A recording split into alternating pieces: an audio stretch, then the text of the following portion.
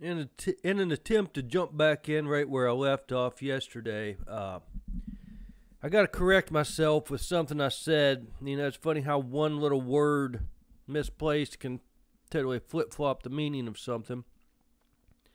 I said that when you start off on Twitter, you end up with more followers than people who are reading your stuff. But the way Twitter is presented to someone who's signing up, you basically provide yourself with a list of people to follow in order to give you a news feed. So naturally, you're starting off following more accounts than what you're actually able to put out.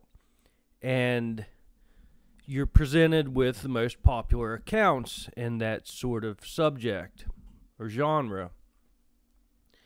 So it is basically a celebrity's platform, to the degree that if you have a lot of followers, you have a lot of reach.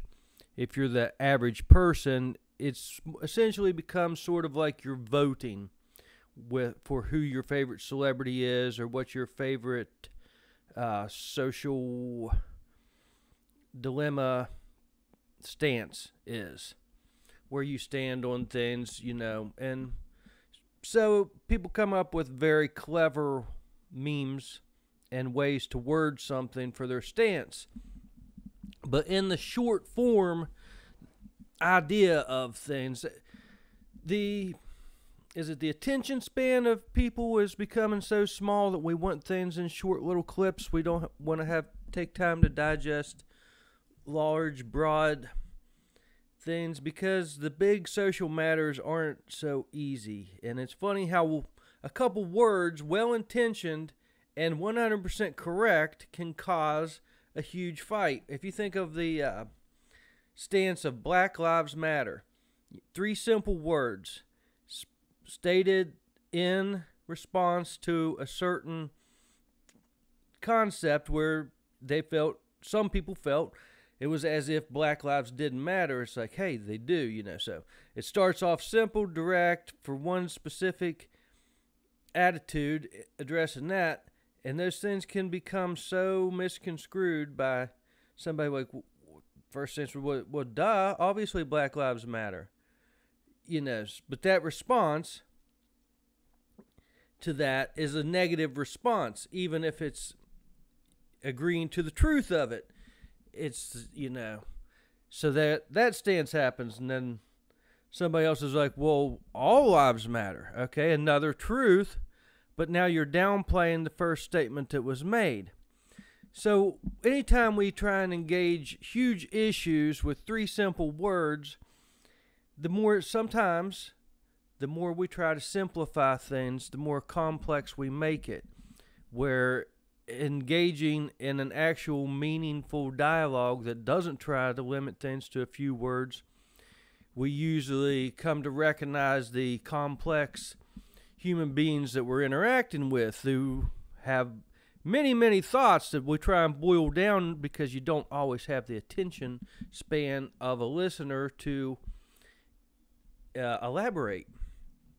So Twitter it functions only off of that limited short form thing. Now, it could be a good way to introduce you to a new artist. If, say, you on there and you're following your different issues, and you see, hey, this guy agrees with me on this, and this. I want to check out his full opinions. It can be very productive in that. But it's sort of like a voting on who your favorite celebrity is and what your favorite stance is. So, as far as something that's going to provide all voices with a platform, even by being free, it might not actually do that. Anytime, when these ideas of these social media platforms came out, I believe that there's a lot of great, wonderful minds went to work on this. But ultimately, the dilemma of financing is going to come into play. So you take something like Facebook, which basically gave the average person the capability to produce a sort of a personal website for themselves.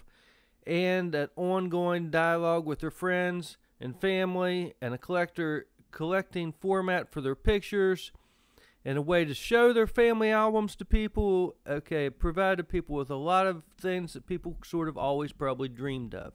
You know, it's not often you get someone to come over to your place and sit down and show them your family album. That's usually something that happens at the beginning of love relationships and whatnot. Now you're putting it out there for friends, neighbors, everybody, and you get their feedback on it, and it can make you feel good, and it can also hurt your feelings. Somebody doesn't want to see a picture of your child or something like that, you know, and then it can cause resentments, and then it puts everything on a number format, and the human mind cannot help but do comparative studies of numbers, and so then person might carry around a high self-esteem that they're popular, but now they have to gauge their popularity in comparison to somebody else. Well, now imagine that because this is a public format, it's open to the public, but it's privately owned. Therefore, the person in charge of the format and the people in the network that they put it through, and as they design their algorithms, can have adjusted it so it's not just a flat out, even plain, each idea, each person, each post is presented the same. So they come up with a way to find, through search of keywords and face recognition, come to identify posts that may be the most special to you, such as started a new job, a wedding, a marriage. These things, knowing that these things are huge and dramatic events in your life, they're going to have a far longer lasting news feed presence and go to more people. So in its original construct, these things were definitely what people wanted.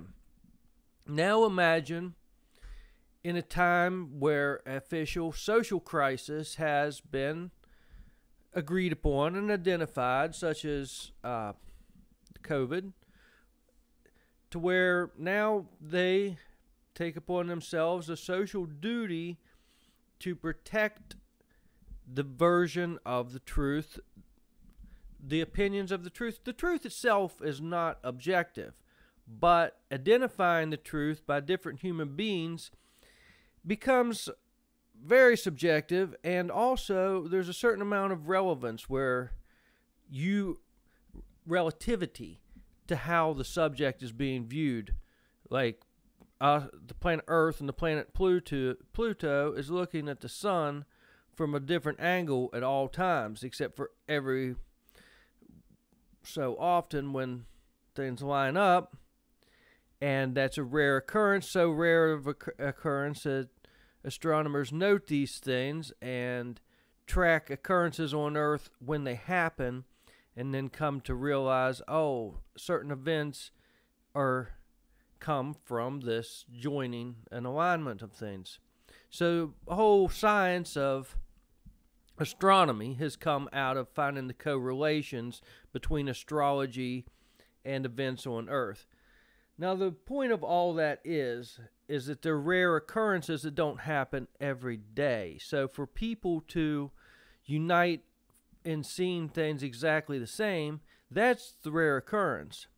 The objectiveness is the common occurrence, that we're seeing things from a different perspective. Okay, so that is now talking about the truth, how human beings agree upon the truth. So the truth remains what it is, but it's being seen from a different perspective. And if it's being seen at all, some people might choose to turn their back on the truth.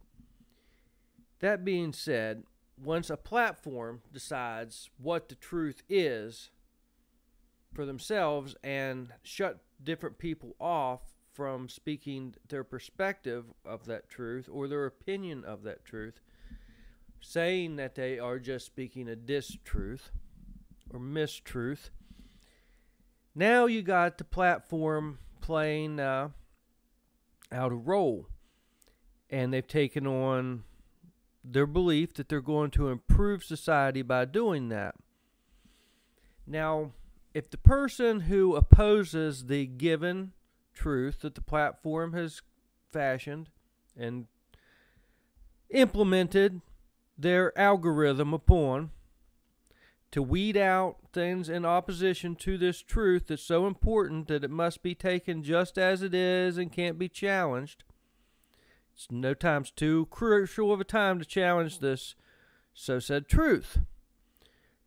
Then someone who doesn't do anything against their guidelines to be removed from the platform but still continues to speak their opinion, then how to deal with such a person if you are that platform.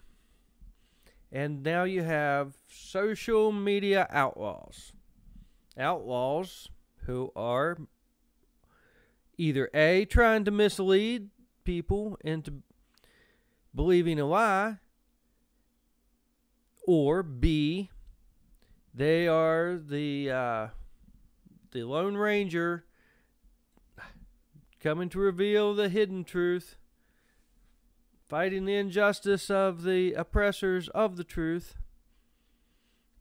And that's Facebook. But where I see Facebook heading, unfortunately, now that once the genie's out of the bottle, once you have not only favored something, but you've went so far as to turn a person's life upside down by once Facebook has become the given directive of popularity, where you see yourself in society and where you see the person who nobody sees any fondness in.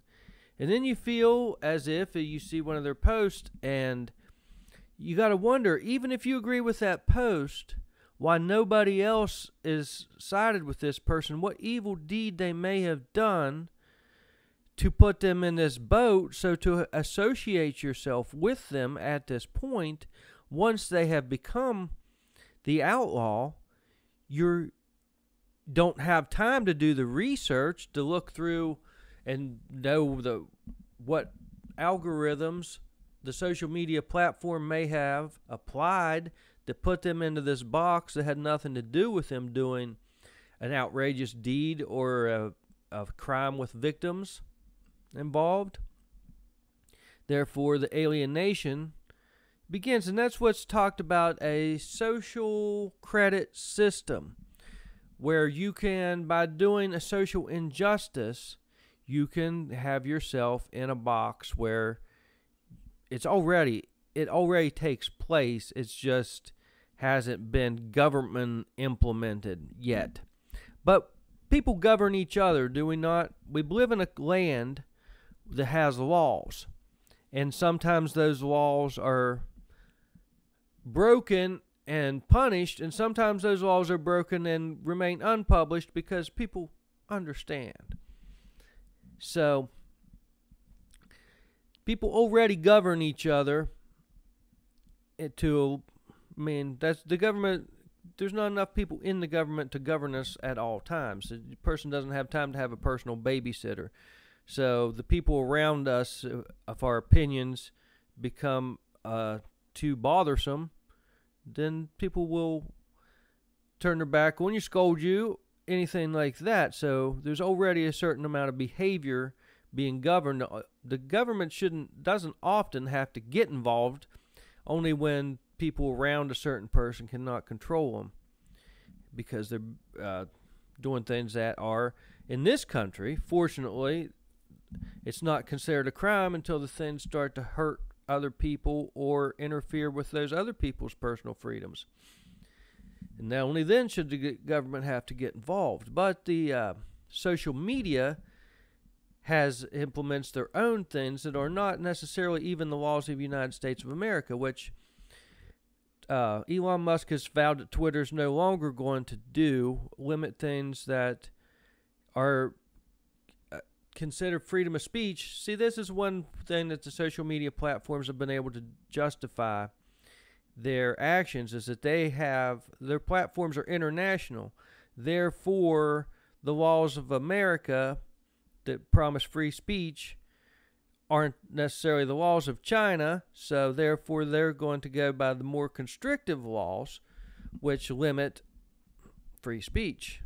And they certainly did that in the time of COVID. But once you do that, okay, for good or bad, even if it is a just cause, and even if it is, or you feel that there solid enough evidence that the truth is the truth, and the solid enough evidence that the people speaking against it have other ulterior motives rather than revealing the truth, and then you implement a weeding out system for the speech. Once you've done that, imagine how the creative, conspiring mind would see this and fashion a new danger so it can eliminate his enemy's availability to speak a truth or dispute a matter. So this is too crucial of a matter to allow the opposite opinion of. So that's why free speech is an important thing. Then comes the yelling, the whole thing. You can't yell fire. Free speech has its rules because it cannot incite a riot. Well, that's a hard thing to define, what incites a riot. Shouting fire in a theater will inspire a riot. Shouting the N-word in a theater will inspire the riot. But will saying what the N-word stands for incite a riot? And the person has to read the room and the social atmosphere and whether or not to do that. And it is covered by free speech to do it, unless it is agreed upon that the simple matter of speaking a single word can incite a riot. Now, I personally, as much as I love to be not only a freedom fighter, but a freedom user, someone who, freedom expresser, someone who not only values freedom, but tries to enjoy the options that it provides a human being with. That being said, if I see something that I don't see as right, an oppression I don't see as right, I become like the law of physics. When an force is exerted upon me, I tend to exert an equal and opposite force. If I'm not doing any harm to anybody and somebody says, burdens me with something, then it's more likely that I will push back on that. So anyhow, that being said, I'm not going to say I'm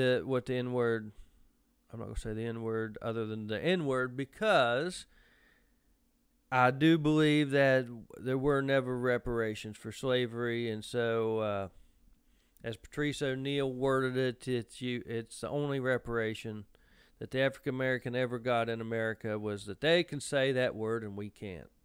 And as much as it isn't equality in the present form, which that's what I personally aspire for, I'm not going to say the N-word, or maybe I'm afraid I'll get beat up for it. Who knows? But I'm not going to say it. Anyhow, that being said, free speech, other than that, is pretty obvious. We know we haven't agreed that a whole lot of things will start a riot just by saying them. So that's just that fine line there that we have to guard. That's why we have something like the Supreme Court, because every now and then something falls into that very narrow space that's hard to determine whether or not this is allowed or not. And overall, in America, we've had general liberal I say that in the original sense. Liberal, as it goes by liberty. We've had a very liberal nation, although that word's been tied to a lot of negative connotations these days because a lot of activities that are not clinging to liberty have taken place from a section of society that's been mislabeled to liberals, I'd have to say, unless you go by liberal spending, because that's another. It's really the two places that government has, the word liberal has in government. There's liberal attitude towards social action, and then there's liberal spending, where you collect the taxpayers' money and you spend it on things that they might not necessarily think is the best thing to spend their money on, that they earned, that they worked hard for, or not. So now when I look at what the other social media platforms, I turn my attention to YouTube. And in its inception, it provides people with something that they always wanted. Maybe as a little kid, you imagine if you're playing by yourself that you're on a TV show and the whole world's watching, or God's watching. Now, even if God's not watching, you can turn your camera on, you can post it to YouTube, and somebody might watch it. Okay, well, in its inception, and still to its present form, it provides that to a lot. But then dollar amounts come into play. And not all content, just like on Facebook, not all content is treated equal. There is content that's promoted not only by individual financing or financial corporations, institutions, but also the platform itself has a certain amount of content that it is sponsored. So it's not necessarily going to reach as many people as you hope it does, or it could reach more. But does it also implement a certain amount of outlawing of an individual? Now, without being behind the screen of it, for my personal opinions that I feel, based on placing my logic towards certain videos and the numbers on my channel and the numbers of subscribers and my comments on other channels and the reaction to those comments, I do feel that there are, at least in my individual case, there are other entities at play in manipulating the reach of my opinions. And I've also seen with my own eyes manipulation of the numbers and the analytics by I made a short video of it, but by looking at two different devices, numbers that didn't even match up for the same YouTube channel. Computer glitch, perhaps. I don't think so. Anyhow, branching from that, looking towards the future of this social manipulation and where it might come from, I think about the entertainment business, and which has always been huge dollars. And once, when the entertainment business was the television networks, limited number, the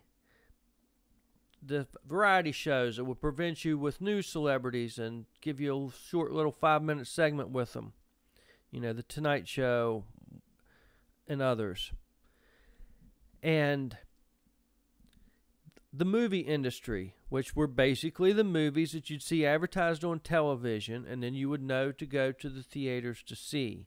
Now, with social media and YouTube being a key component, there's so much content being produced where the average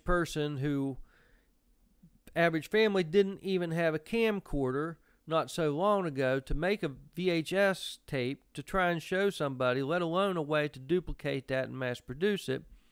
Now, almost every family has a way to make a family video and have it out in the world, and If lightning happens to strike the picnic, it could go viral. And all of a sudden, one family video can be seen around the world. So there is the entertainment industry's dilemma to how to stay on top, because trying to produce lightning in a bottle is what they're trying to do, because they're competing now against the whole world. So the first thing, it's natural that they would turn their attention to YouTube and raise what I see to be an entertainment caste system to keep certain entertainers on top. Now, it's always been that way to a degree, that the person who writes, say, your next country music sensation storytelling song might be a farmer from Kentucky, but through the networking of human beings, a more talented musician might pick up that song and produce it as the hit. So the person who lived the experience and was able to do the first foundational groundwork of the artistic structure, the artistic piece, the final art piece of music, isn't the one that's known, because they're not the one who ultimately brought it into something that could have financial marketing potential. So the entertainers that we see that are broadly seen are become then celebrities. So then they got Twitter, where they can now have more followers, and you can vote on which ones of those will rise and which ones will fall. And they can be put on trial based on their opinions, which ones they agree with or which ones they don't. So entertainment caste system is, say, in a place like China, or so we're told. I haven't been Chinese, but what I've been told about that communist society is that the American dream, say the aspiration for stardom, is eliminated.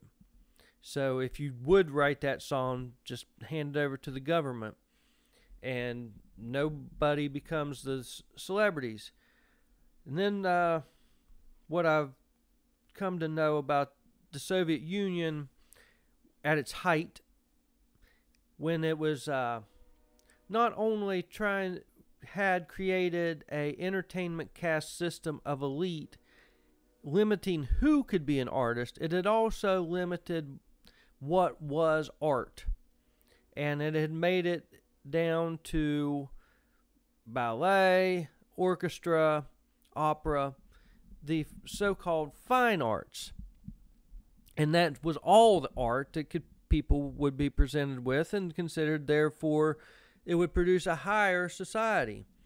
Well, in comparison to the American model, where entertainment was bubbling over because it was not controlled and because it could come from anywhere, I honestly feel that still to this day, the world war is global, and the world war is being fought through entertainment, because people will inspire towards the culture that becomes the most entertaining to a large degree, or that produces the most captivating entertainment.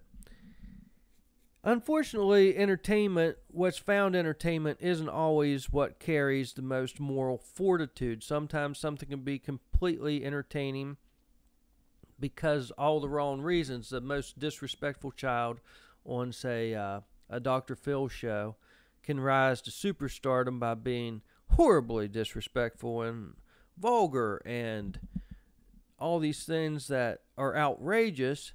That can become stardom and financial success. So the China model of entertainment is seen at why it is in place in a country, why somebody would find that an improvement. Therefore, but nonetheless, these communist countries fall to a culture of free entertainment, because the same thing that might produce the disrespectful artist can also produce say, James Brown, who rose up from the streets and produced a style of music totally different from anything anybody had heard before, and it spreads out, and it provides, if nothing else, it provided a lot. It provided a voice of solid reasoning in his song lyrics. It provided a social gathering where people could get together and dance to to that soul that they felt within them, and this music gave voice to it, and that produces actual health to the body and also binding relationships. So James Brown couldn't have risen out of a communist regime where artists are born into a caste system. Now, we have, though, also, now you got to think about entertainment families. Some families have been founded upon entertainment. Take, for example, like Ringling Brothers Circus. But it's branches even into Hollywood. Certain parents who are actors, their children are already born into Hollywood, and they're going to tend to become actors. Now, you can't discriminate in your hiring practices on the grounds of race or religion legally in America, but you can discriminate based on whether or not you can still put your son into a role in your movie because he's your son and you have the right to do that. So you have entertainment families that can branch on to cousins and whatnot. So the only entertainment race that could legally exist is of Jewish entertainers, because they are technically also legally a family because they all trace back to Israel. Therefore, within the entertainment business, they are legally allowed to promote their entire race as give preferential treatment in the hiring system. Now, government through entertainment is, once again, if your social media platforms are the way they are based upon how you are going to, who is most marketable, then it falls upon a entertainment industry caste system, and whoever is atop that in the entertainment caste system, whether it be a family or a race, then can give their ideas and beliefs most directly and in the highest volume. We'll stop there for today.